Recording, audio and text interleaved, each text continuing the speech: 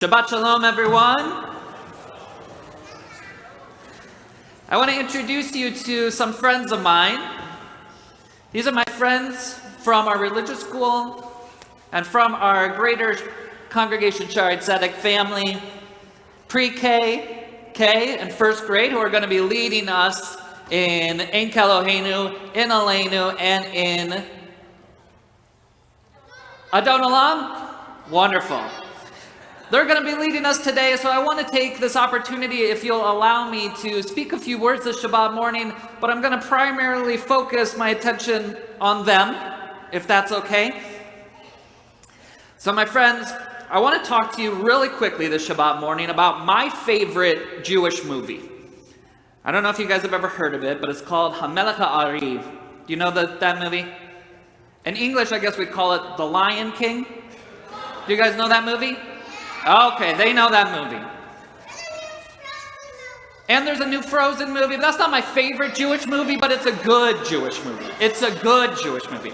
Now let me tell you, my friends, why I love this movie and why I think it's a Jewish movie. First of all, the circle of life. It brings us all from despair and hope to faith and love. That sounds very similar to the tree of life, right? That brings us hope and love. That's our Torah. And if there was going to be any translation that I think that comes from the word Shabbat, my perfect translation would be Hakuna Matata. It means no worries. Hakuna Matata. Exactly. But let me tell you my favorite part about The Lion King, which I think makes it the most Jewish movie that I know. At the very beginning of the movie, after Simba has his big moment where he's held up in front of everyone, Mufasa takes Simba, and he takes him up to Pride Rock. Do you guys remember this part of the movie? And up in Pride Rock, he says, does anyone remember what he says? What Mufasa says to Simba? David?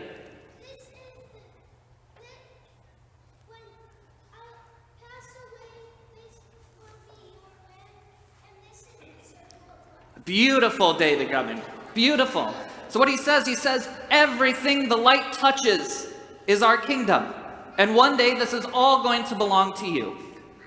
Now let me tell you why I think that is such a Jewish message and such a Jewish story, and it's perfect for our Torah portion this week.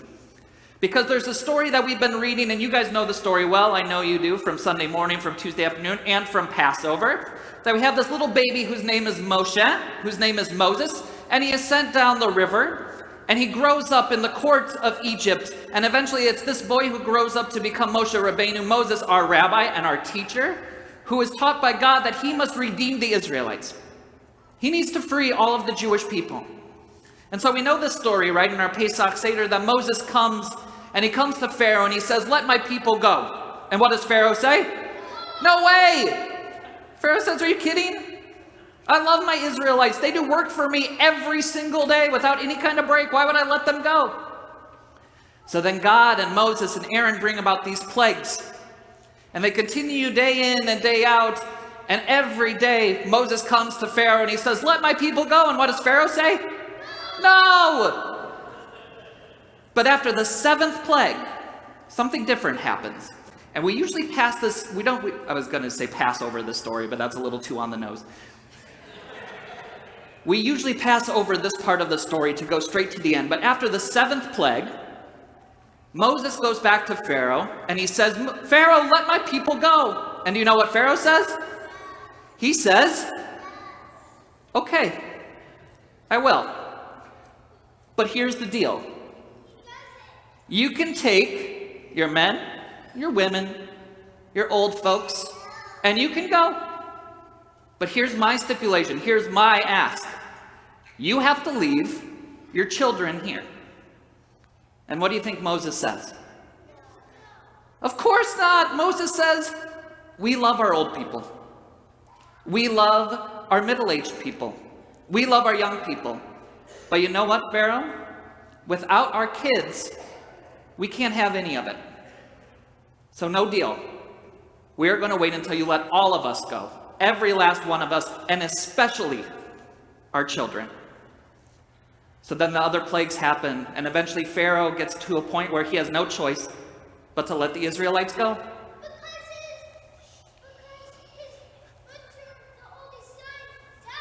Right, exactly. That last plague is a doozy, David Gutman, you're right. And it influences people. And Pharaoh has no choice but to say you can go.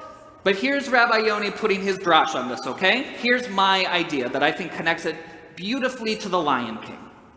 In my mind, after Moses goes with Miriam and Aaron and all the Israelites together, they cross the Red Sea, and on the other side, I like to think that Moses takes all of the kids, and he says to them, everywhere that this light shines, no matter what the light touches, this is our kingdom. And you know what? This is going to be yours someday. So I want to do something right now, okay? I want to invite you guys up on the bima, because you're going to lead us in Ein Keloheinu. So come on up.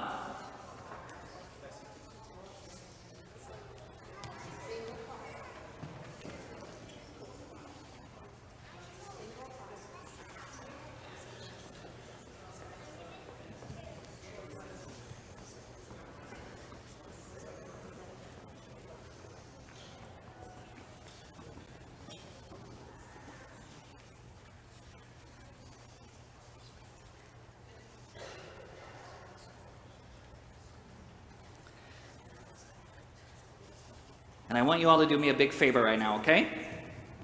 I want you to look out into this congregation, and I'm going to tell you right now that everything the light touches in this congregation is our kingdom, and it belongs to each and every one of you. And I'm not talking just about the building, but we can throw that in if you want to haggle with that. I think it's a good call. But we're going to make a promise to you right now, too. When we talk about the light that is this kingdom that you are looking out on, it's the light of Judaism that we inherited from our parents, and our parents inherited from their grandparents, Lador Vador, from generation to generation. And that light is as bright and as big as we allow it to be. It's not the light of a synagogue. It's not the light of a piece of land.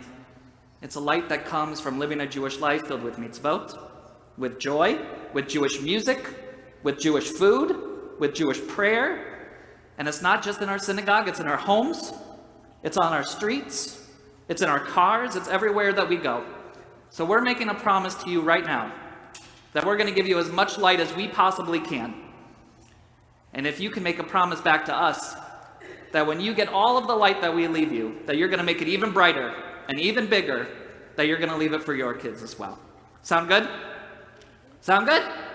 Beautiful, I love it. So let's lead us in Ein Keloheinu. We're on page 182. Ein Keloheinu, Ein Kadoneinu, Ein Kemalkeinu, Ein Kemoshienu, Mi Eloheinu, Mi Kadoneinu, Mi Kemalkeinu, Mi Kemoshienu, Nodel Eloheinu, Nodel Adoneinu, Nodel Malkeinu, Nodel Moshienu, Baruch Eloheinu, Baruch Adoneinu, Baruch Malkeinu, Baruch Moshienu, Atahu Eloheinu, Atahu Eloheinu, Atahu Malkeinu, Atahu Moshienu, Atahu Shitiru, Avoteinu, Lefa